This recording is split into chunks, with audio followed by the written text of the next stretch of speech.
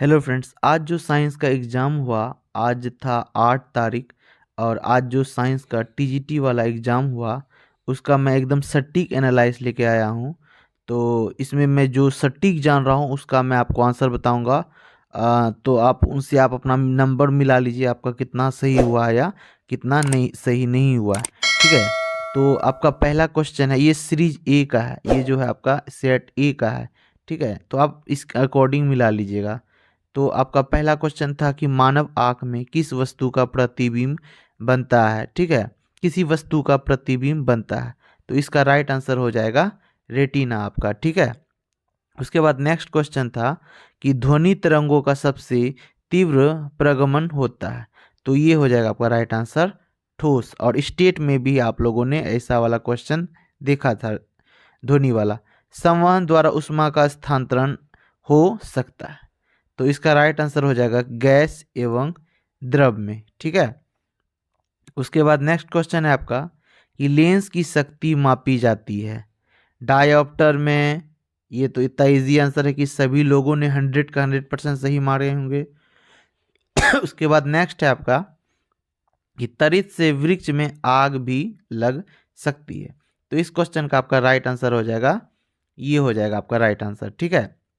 ये क्वेश्चन जिसने दिया उसका बहुत जगह सही भी है और बहुत जगह मिस्टेक भी है। तो मैं जो राइट होगा मैं टिक लगा दूंगा। ठीक है, ये विद्युत ऊर्जा के कारण होगा। ठीक है। तो इसका नेक्स्ट क्वेश्चन है आपका कि प्रकाश ऊर्जा का ऑप्टिकल फाइबर में संचरण किस घटना के अनुप्रयोग द्वारा किया जाता है। ठीक है, तो इसका राइट आंसर हो जाएगा आपका पूर्ण आंतरिक परावर्तन के द्वारा। ठीक है, बढ़ते हैं अब अगले प्रश्न की ओर। अगला प्रश्न है आपका कि निम्नलिखित में से कांच का कौन सा परावैंगनिक किरणों को काट सकता है। तो इस क्वेश्चन का राइट आंसर हो जाएगा आपका क्रुक्स कांच। ठीक है। अब इधर वाला एक साथ देखते चलेंगे। केपलर का द्वितीय नियम आधारित है। तो आपका इसका राइट आंसर हो जाएगा कोणीय संवेग का संरक्षण। इसका आप एक बार मिला लीजिएगा, लेकिन यही कोणीय संवेग संरक्षण होगा अकॉर्डिंग। ठीक है। उसके बाद नेक्स्ट क्वेश्चन है आपका वायुमंडल में प्रकाश के प्रसार का कारण है। ठीक है, वायुमंडल में प्रकाश के प्रसार का कारण, इसका राइट आंसर हो जाएगा धूल कण। ठीक है। ये क्वेश्चन है आपका निम्नलिखित में से कौन सी सदिश राशि नहीं है। तो इस क्वेश्चन का राइट आंसर हो जाएगा गति, क्योंकि इसमें परिमाण नहीं होता है। ठीक है। विद्युत चुंबकीय तारों का निर्वात में वेग है। तो विद्युत चुंबक तरंग यानी इलेक्ट्रोमैग्नेटिक वेव। तो इसमें आप लाइट क्या है, लाइट भी एक इलेक्ट्रोमैग्नेटिक वेव है। तो लाइट का ही यहाँ दिया हुआ ऑप्शन में, तो इसके अकॉर्डिंग ये राइट आंसर हो जाएगा आपका। सौर ऊर्जा को विद्युत ऊर्जा में किसके द्वारा परिवर्तित किया जाता है। इसका राइट आंसर हो जाएगा आपका फोटो वोल्टाइक सेल। ठीक है। बढ़ते अब नेक्स्ट क्वेश्चन की ओर। नेक्स्ट क्वेश्चन हो जाएगा आपका, नेक्स्ट क्वेश्चन है निम्नलिखित प्रकार के ऊष्मा इंजनों में से किसमें कार्बोरेटर का प्रयोग किया जाता है। तो इस क्वेश्चन का आपका राइट आंसर हो जाएगा पेट्रोल। ठीक है, क्योंकि पेट्रोल डायरेक्ट हवा के साथ रिएक्ट करके ईंधन बनाता है। ठीक है, ऊर्जा पैदा करता है और गाड़ी चलती है। नेक्स्ट क्वेश्चन है आपका कि निम्नलिखित में ऊष्मा का सबसे अधिक कुचालक है। तो शीशा हो जाएगा आपका इसका राइट आंसर।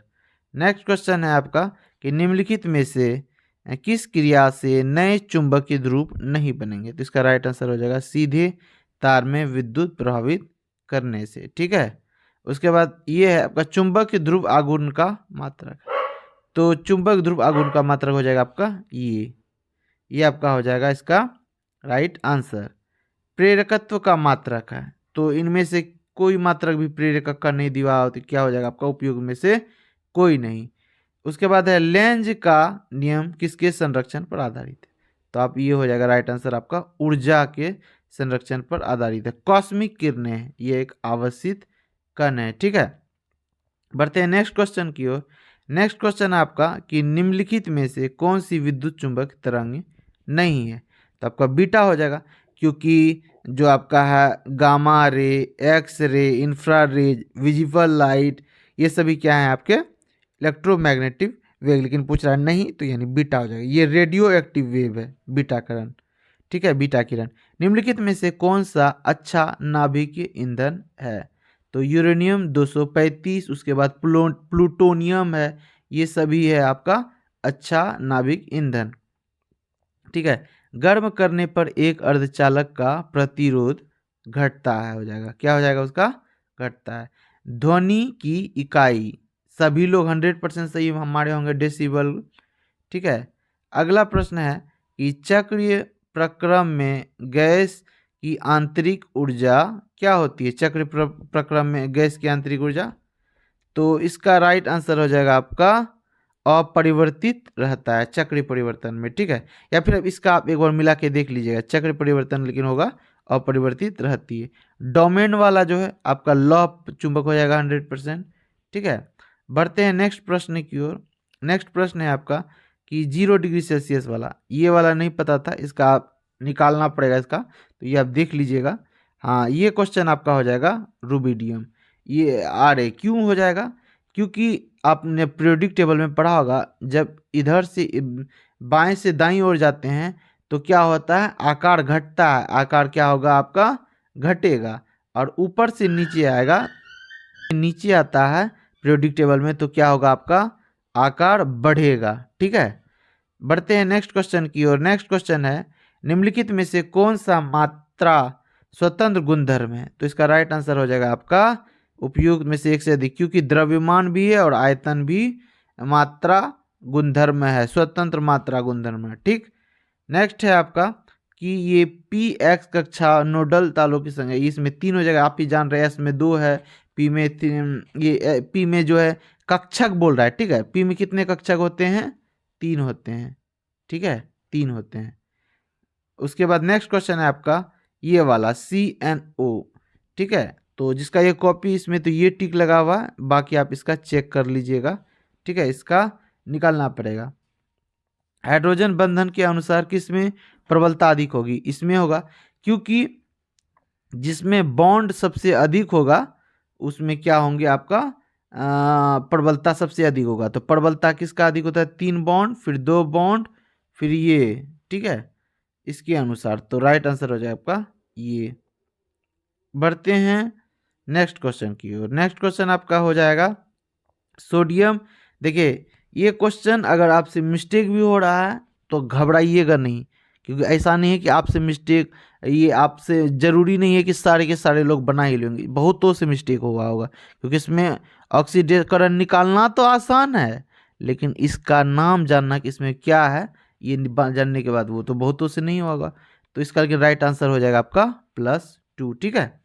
उसके बाद नेक्स्ट क्वेश्चन था ये वाला, ये वाला, इसका कौन सा यौगिक क्यूप्रिक क्लोराइड के साथ लाल आक्षेप नहीं देता है, तो जिसका ये कॉपी उसका है उपयुक्त में से एक से अधिक, लेकिन आप इसका देख लीजिएगा। ठीक है, मे बी इसका एक से अधिक हो सकता है। नेक्स्ट क्वेश्चन है आपका ये, इसका आपको सभी ने सही बनाया होगा, ये वाला राइट आंसर है 9 सिग्मा 9 पाई बॉन्ड। और ये वाला है, इस क्वेश्चन का जो है कि आप लोग देख लीजिएगा। ठीक है, कि इस क्वेश्चन के क्या होंगे सर्वाधिक कार्बनिक आयन। बढ़ते हैं नेक्स्ट क्वेश्चन। तो ये पॉलीएमाइड आपका हो जाएगा नाइलॉन। ठीक है, तो आपका क्या हो जाएगा, पॉलीएमाइड नाइलॉन हो जाएगा। अब बढ़ते हैं नेक्स्ट क्वेश्चन, ये वाला कि प्रबलता अम्ल है, तो ये हो जाएगा आपका प्रबलता अम्ल। बढ़ते हैं नेक्स्ट क्वेश्चन की ओर। नेक्स्ट क्वेश्चन, निम्नलिखित में से कौन सा नाभिक स्नेही अभिकर्मक है, तो इस क्वेश्चन का राइट आंसर मुझे लग रहा है ये होगा, बाकी आप इसका मिला लीजिएगा। निम्नलिखित में से कौन सा कथन सत्य है, ये भी आप लोग जो है कि देख लीजिएगा, क्योंकि इसका थोड़ा सा देखना पड़ेगा। हाँ, इसका भी आप लोग जो है कि राइट आंसर ये होना चाहिए। ठीक है, मोनोकाप ये रिएक्शन है। ठीक है, उसके बाद रिएक्शन यानी ये एक विधि है जिसके द्वारा आपको क्या बनाना होता है, हेलोजन, तो उसमें से किस में से ये रख लगता है, तो ये आपका राइट आंसर हो जाएगा। ठीक है। निम्नलिखित में से कौन सा गर्म करने पर ऑक्सीजन नहीं देता है, तो K2Cr2 तो देगा ही, क्योंकि ऑक्सीडेशन में इसका प्रयोग होता है, इसका भी प्रयोग होता है, तो ये आपका राइट आंसर हो जाएगा ये, क्योंकि नहीं दिया हुआ है। ठीक है। बढ़ते हैं अगले प्रश्न की ओर। डाइथाइल ईथर का समावी है, तो ये तीनों में तो आपको डाइथाइल ईथर क्या है, C2H5CO, तो सब में तो आपको CO की मात्रा दिख रही है, ये देखिए समावी, एक से अधिक, ये दोनों हो जाएंगे, तो ये दोनों है तो एक से अधिक हो जाएगा। ठीक है, बढ़ते हैं ये वाला कि इसका राइट आंसर होगा फॉस्जीन। क्यों? क्योंकि ये CaCl3 क्लोरोफॉर्म, और क्लोरोफॉर्म जो है कि आजकल क्यों बंद हो गया है हॉस्पिटलों वगैरह में यूज़ करें। पहले निश्चेतक के रूप में किया जाता उपयोग, यानी बेहोशी के रूप में, लेकिन ये क्या इसका इस्तेमाल इसलिए बंद हो गया क्योंकि ये ऑक्सीजन के साथ रिएक्ट करता है करके फॉस्जीन गैस बना लेता है। तो यहाँ वैसे करके नहीं दिया हो, जो लोग वन लाइनर रटे होंगे तो उसके लिए हो सकता है दिक्कत होगा। ऑक्सीडेशकरण मतलब क्या, यानी ऑक्सीजन के साथ रिएक्शन, तो ये हो जाएगा आपका फॉस्जीन गैस। बढ़ते हैं अगले प्रश्न की ओर। अगला प्रश्न है आपका, निम्नलिखित में से शून्य कोटि की अभिक्रिया कौन सी है? तो शून्य कोटि की अभिक्रिया कौन सी है? इसके अकॉर्डिंग जिसका कॉपी है ये है, आप बाकी चेक कर लीजिएगा। इसका निम्नलिखित में से कौन सा यौगिक पीला रंग नहीं देता है? तो इसका राइट आंसर हो जाएगा आपका ये। ठीक है, आपका है कि एस्प्रिन क्या है, आपका इसका राइट आंसर हो जाएगा ये वाला। ठीक है, ये 100% हो जाएगा आपका।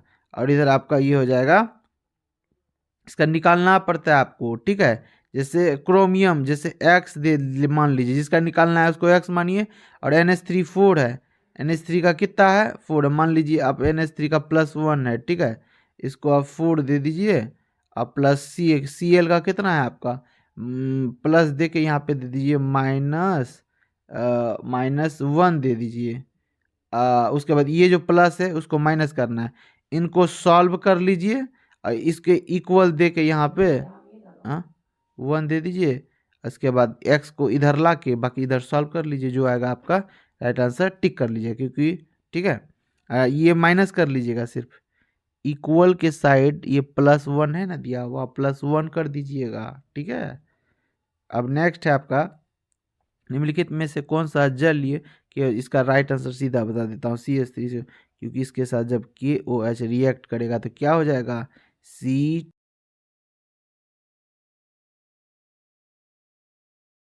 क्वेश्चन है आपका ये वाला क्वेश्चन का राइट आंसर हो जाएगा आपका ट्रांस। ये भी एक बार चेक कर लीजिएगा कंफर्मेशन के लिए कौन सा है। ठीक है, आपका नेक्स्ट क्वेश्चन है अब ये वाला भी इसका बनाना पड़ेगा, तो बनाने वाला चीज़ आप बाद में। उसके बाद कोबाल्ट किस में पाया जाता है इसको, और नाम भी इसका है साइनोकोबालामीन। ठीक है, उसके बाद इसका है आपका राइट आंसर हो जाएगा आपका 4, और इसका राइट आंसर हो जाएगा XeO4। निम्नलिखित में से किस प्रजाति का सिग्मा और पाई बॉन्ड बंद है, क्योंकि Xe उसके बाद 4 ने 4।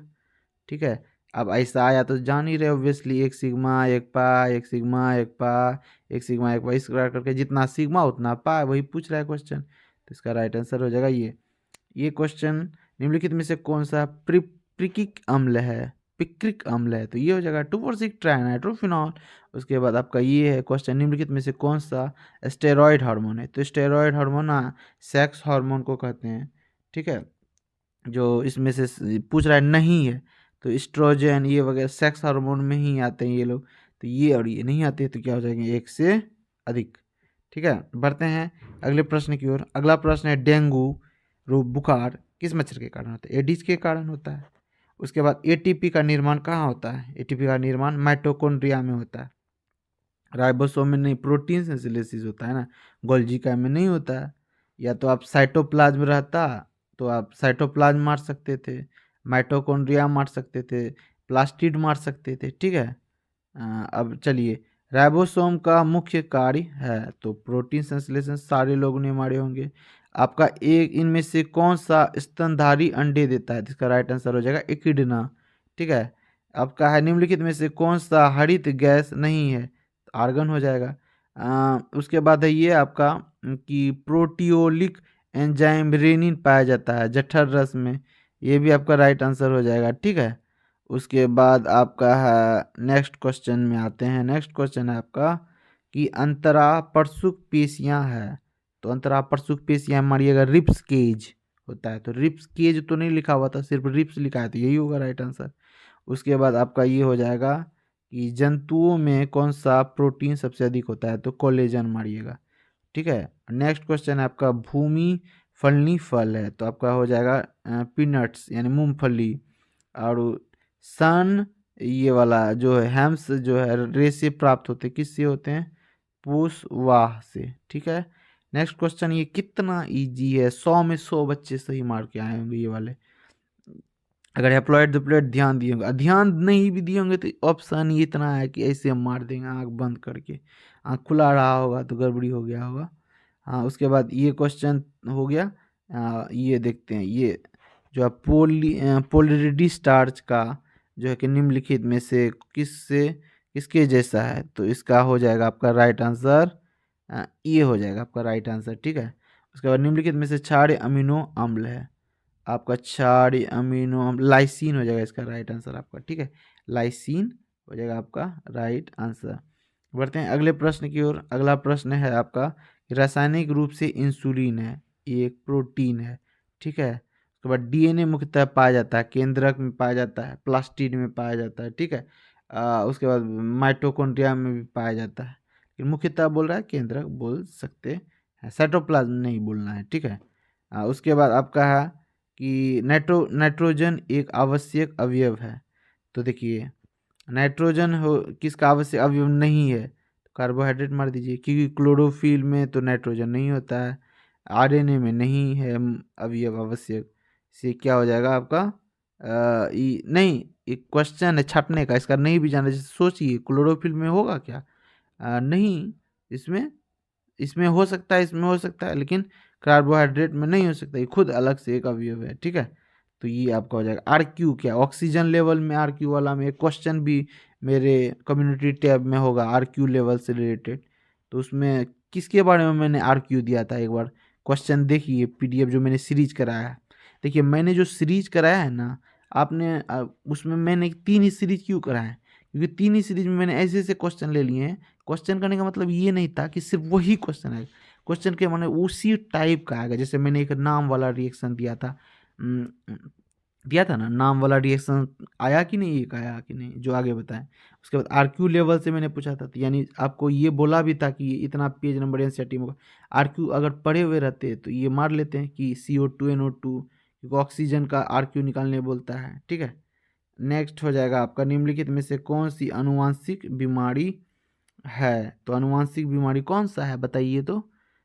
ये तो अनुवांशिक बीमारी नहीं है, ये भी अनुवांशिक बीमारी नहीं है, तो या तो ये होगा या तो इनमें से कोई नहीं होगा। ठीक है, इनमें से बोलता है कौन सा पादप हार्मोन नहीं है, तीनों पादप हार्मोन है, तो क्या हो जाएगा उपयोग में से एक से अधिक, क्योंकि ये तीनों ही नहीं है।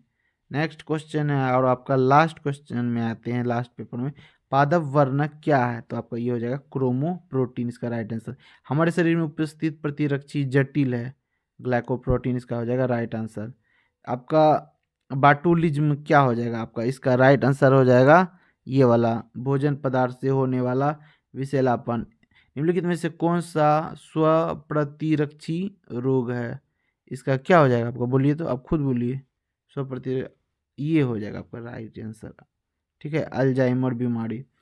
अब है इसका न्यूक्लिक एसिड का आधारी एकक है न्यूक्लियोटाइड, न्यूक्लियोटाइड से ही सारा चीज़ होता है ना, जान ही रहे हैं, एडेनिन ग्वानिन और न्यूक्लिक एसिड ये सब पढ़े हुए हैं। ठीक है, उसके बाद है एगार, एगार प्राप्त होता है, किससे प्राप्त होता है, आपका जेलिडियम से प्राप्त होता है। तो ये था आपका क्वेश्चन। अब आप लोग कमेंट करके ज़रूर बताना कि कितना क्वेश्चन आपका सही हुआ है, और जो भी चैनल पर फर्स्ट टाइम विजिट किए हो ज़रूर से ज़रूर लाइक और सब्सक्राइब कर लेना। मिलते हैं नेक्स्ट वीडियो में।